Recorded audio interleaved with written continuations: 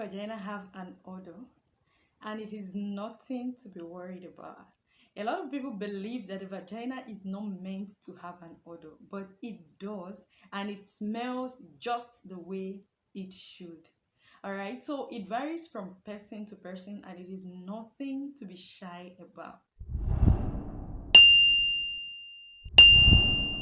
Now we're going to go into the normal vagina odor.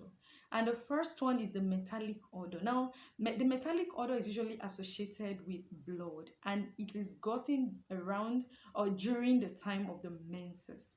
Okay, especially if you use pad or free bleed, you discover that this odor is more compared to those that use menstrual cup and tampons. All right, so now this odor is totally normal if you're getting it during your menstrual period.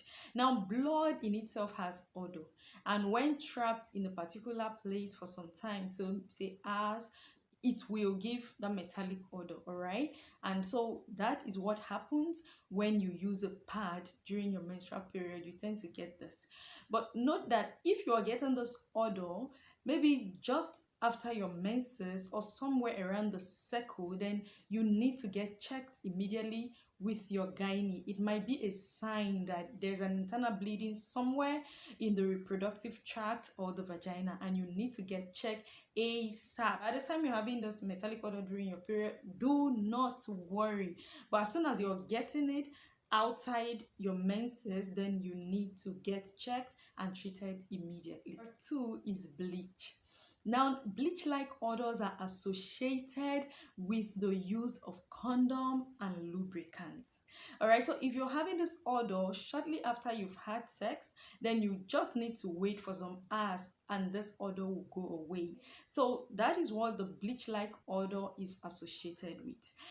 But then, if you have not had sex in a while and then you're having this odor, you need to get checked because it is a sign of bacterial vaginosis.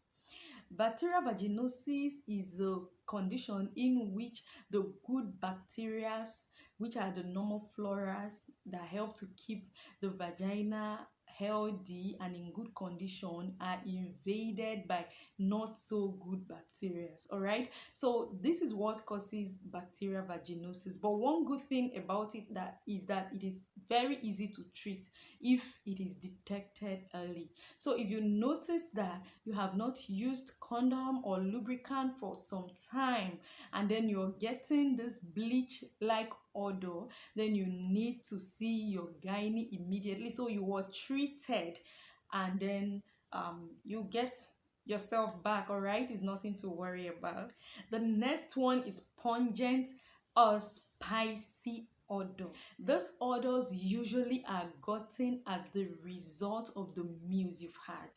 All right, so the next one is pungent and spicy odor.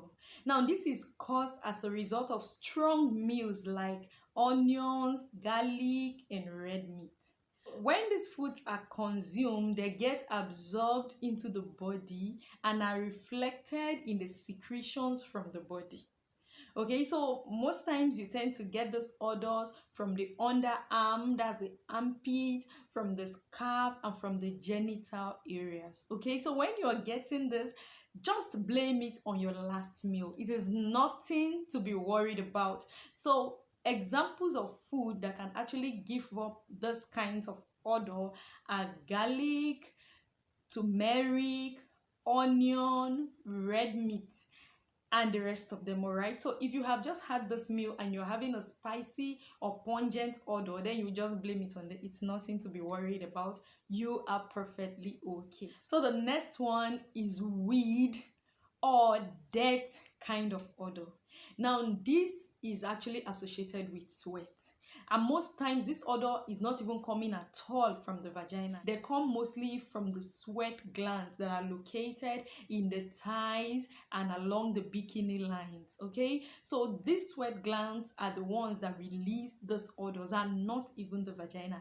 Now, these glands are referred to as apocrine glands. Okay, they are responsible for secreting sweat in the thigh and the bikini lines, because not much air actually gets to the area you tend to get the weed or death kind of odor, and they are not most times coming from the vagina. So if you're getting this kind of odor, you do not need to be worried. All you need to do is keep those environments clean, all right, by ensuring you carry out your normal sanitary procedures, take your bath, and also allow air, into the area. Not all the time you wear tight panties. Just ensure you allow air into the area and it will be okay. So next one is zesty or zippy smell. The last of the normal odor that we're going to be looking at in this series is the zesty or zippy odor. Now, I took my time to check out what zesty is because I expect that I might be getting some question in the comment.